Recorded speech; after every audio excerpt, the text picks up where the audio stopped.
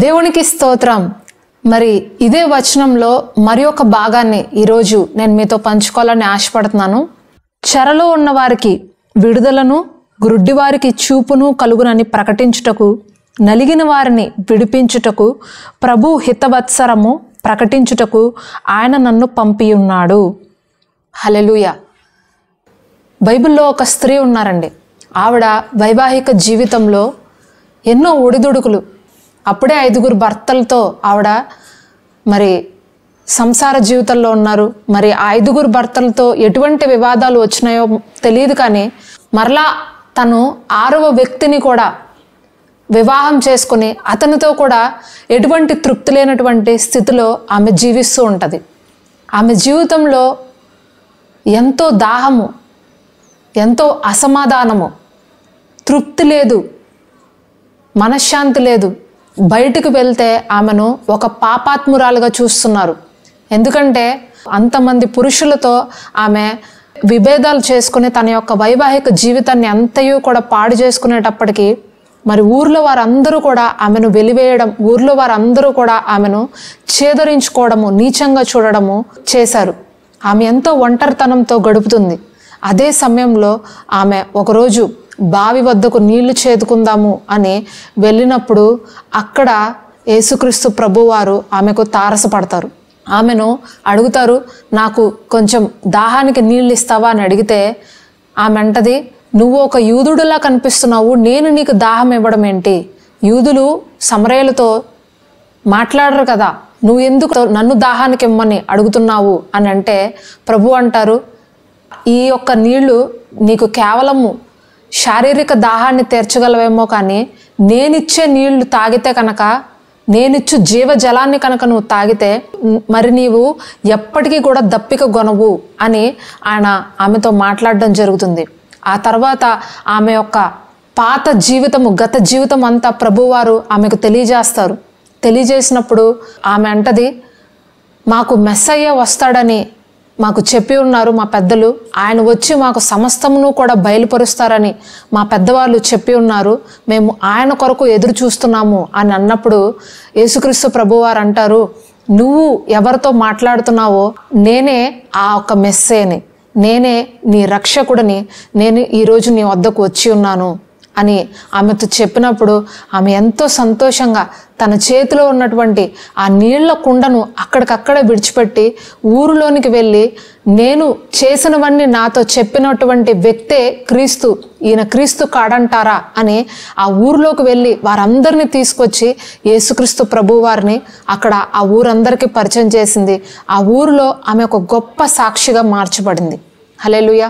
ఈ యొక్క సంగతులు నేను మీతో ఎందుకు చెప్తున్నానంటే, ఇక్కడ వాక్యంలో రాయబడింది, నలిగిన వారికి విడుదల, చెరలో ఉన్న వారికి విడుదల, గ్రుడ్డి వారికి చూపు కలిగిందట. మరి అనేకులకు హితవత్సరము అంటే మంచి సంవత్సరము, మేలు కలిగే రోజులు, మంచి సమయము ఆయన ప్రకటించడానికి పంపబడి ఉన్నాడు అని వాక్యం రాయబడి ఉందండి.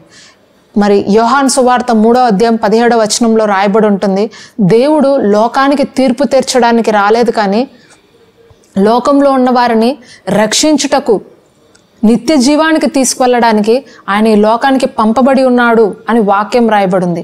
కాబట్టి ప్రేమన సోదరి సోదరులారా, ఈరోజు మీ జీవితంలో మీరు నలిగిపోయి ఉన్నారేమో, చెరలో ఉన్నారేమో, బంధకాల్లో ఉన్నారేమో, కష్టాల్లో ఉన్నారేమో, నాకెప్పుడు మంచి సమయం వస్తుంది, నన్ను ఎవరు విడిపిస్తారు, నన్ను ఎవరు ఈ బంధకాల్లో నుండి తీసుకొస్తారు, ఏది చేస్తున్నా నాకు మనశ్శాంతి లేదు, ఏది చేస్తున్నా నాకు తృప్తి అనిపించట్లేదు, నేను ఏడ్చినా సరే, ఒక మూలకెళ్ళి నేను కూర్చున్నా సరే ఎవ్వరూ కూడా నా వద్దకు వచ్చి, నువ్వు ఎందుకు ఏడుస్తున్నావు, నీ బాధ ఏంటి, నీ హృదయంలో ఉన్న ఆ వేదన ఏంటి, నాకు చెప్పు, నేను నిన్ను ఓదారుస్తాను అని నన్ను ఓదార్చేవారు ఎవ్వరూ లేరే అని మీరు రోధిస్తున్నారేమో. అయితే ఏ వ్యక్తి మిమ్మల్ని చూసినా చూడకపోయినా, ఏ వ్యక్తి మిమ్మల్ని ఆదరించినా ఆదరించకపోయినా, ప్రభు అయిన యేసుక్రీస్తు వారు మీ ప్రతి మూలుగును కూడా విని ఉన్నారు, మీ ప్రతి కన్నీటిని కూడా ఆయన చూసి ఉన్నారు.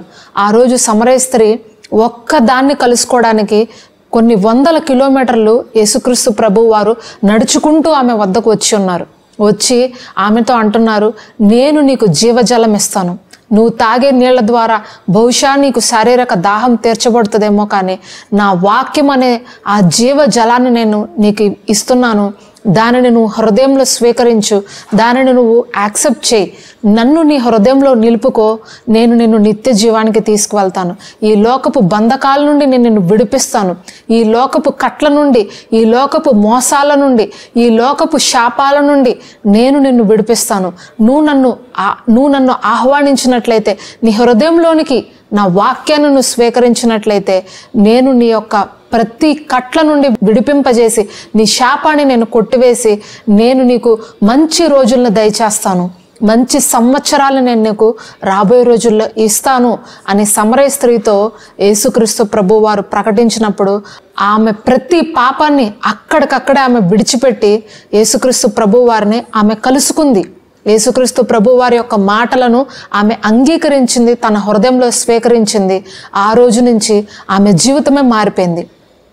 ఆమె పాపాత్మురాలుగా పిలువబడినటువంటి ఆమె సాక్ష్యము ఒక గొప్ప వ్యక్తిని, మన లోక రక్షకుడిని పరిచయం చేసినటువంటి ఒక గొప్ప స్త్రీగా ఆమె ఆ ఊరంతా కూడా ఆమె కొనియాడబడింది. హల్లెలూయా. ఒకానొక సమయంలో నేను ప్రతి చెట్టుకి, ప్రతి పుట్టకి, ప్రతి రాయికి, ప్రతి రప్పకి మొక్కేదాన్ని. నన్ను చూసి నా వారందరూ కూడా పిచ్చిదిలా ఉంది, దీనికి పిచ్చి పట్టినట్టుంది, ఎక్కడికి వెళ్తే అక్కడ భక్తి చేస్తుంది, ఎక్కడికి వెళ్తే అక్కడ మొక్కుకుంటుంది, ఇది ఎంతో పిరికిది, నోట్లో మాట కూడా రాదు, ఎలా బతుకుతుందో ఏంటో అని నా వారందరూ కూడా నన్ను ఎక్కిరించేవారు, నన్ను మరి చులకనగా నా గురించి మాట్లాడేవారు. నేను ఎవరితో ఎక్కువగా మాట్లాడలేకపోయేదాన్ని, ఎంతో ఒంటరితనంగా, ఎంతో లోన్లీగా నేను బ్రతికేదాన్నండి. అయితే నా 21వ సంవత్సరంలో యేసుక్రీస్తు ప్రభువు వారు నా వద్దకు వచ్చారు, నాతో మాట్లాడారు. అమ్మా, నేను నిన్ను ప్రేమించుచున్నాను, నేను నీ యొక్క బంధకాల నుండి విడిపిస్తాను, నువ్వు నాతో మాట్లాడతావా, నువ్వు నా సేవ చేస్తావా, నేను నీ యొక్క జీవితాన్ని మారుస్తాను అని నా వద్దకు వచ్చి నాతో మాట్లాడినప్పుడు ఆ రోజు నుంచి నా జీవితం మారిందండి. పిరికిదానిగా ఉన్న నేను, మాటలే రాని నా జీవితాన్ని ఈరోజు అనేకులకు సువార్త ప్రకటించడానికి ఒక మంచి సాక్షిగా ప్రభువు నన్ను వాడుకుంటున్నారు. కొన్నిసార్లు అనిపిస్తుంది, నేనైనా ఇన్ని మాటలు మాట్లాడగలుగుతున్నాను. ఒకనొక సమయంలో ఒక వ్యక్తి దగ్గరికి వెళ్ళి మాట్లాడడానికి వణికిపోయేదాన్నే. ఒకానొక సమయంలో నా బ్రతుకు ఒక మూల గదిలో కూర్చుని ఎవరికి కనపడకుండా ఒంటరితనంలో ఉన్న స్థితి నాది. నేను ఈరోజు ఇలా ఎలా మాట్లాడగలుగుతున్నాను అని నాకే ఆశ్చర్యం కలుగుతుంది. నన్ను చూసిన వారందరూ, నా బంధువులు కానీ నా ఆప్తులు కానీ నన్ను అంటారు, నువ్వు ఎలాగ ఈ విధంగా మాట్లాడగలుగుతున్నావు, నువ్వు ఎలాగ ఈ పాటలు రాయగలుగుతున్నావు, నీకంత జ్ఞానం ఎలా వచ్చింది అని నా వారందరూ అడుగుతున్నప్పుడు నేను ఒకటే సమాధానం చెప్తాను, యేసుక్రీస్తు ప్రభువారితో నేను కలుసుకున్నాను. యేసుక్రీస్తు ప్రభువారు నాతో మాట్లాడారు, నా జీవితాన్ని మార్చారు. మాటలు రాని మోషే ద్వారా ఒక గొప్ప నాయకుడిగా చేసి ఇజ్రాయేలులందరినీ కానాను దేశానికి నడిపించాడు.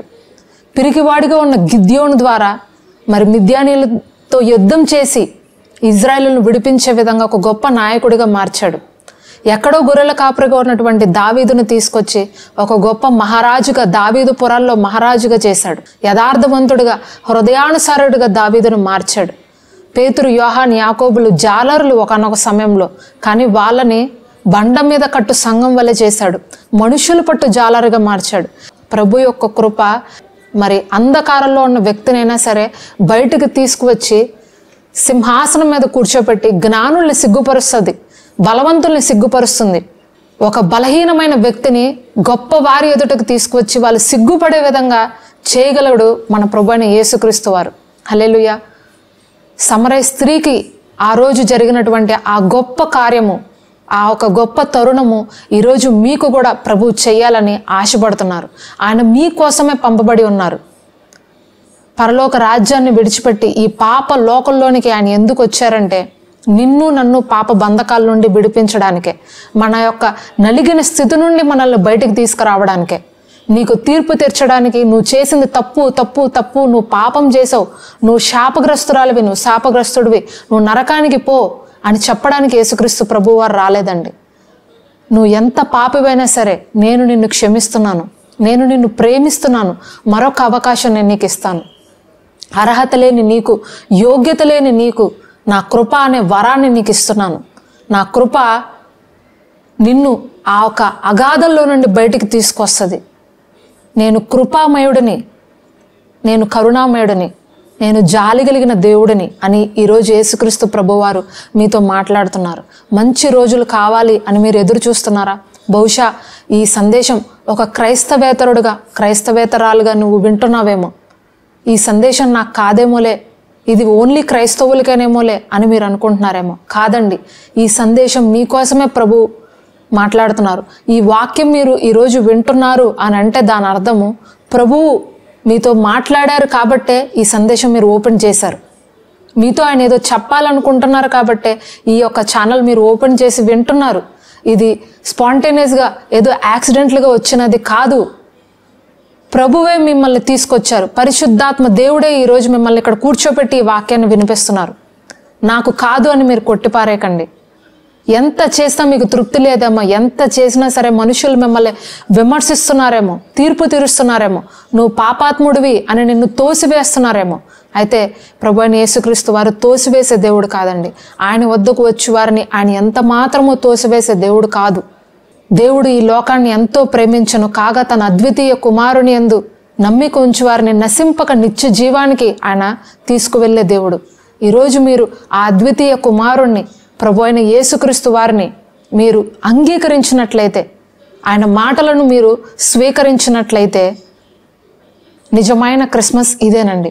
క్రిస్మస్ అంటే యేసుక్రీస్తు ప్రభువారు మీ హృదయంలో జన్మించడం, యేసుక్రీస్తు ప్రభువారితో మీరు కలుసుకోవడం, ఆయనతో మాట్లాడడం, ఆయనతో ఒక మంచి సహవాసం చేయడం, ఆయనతో ఒక సంబంధాన్ని కలిగి ఉండడమే క్రిస్మస్.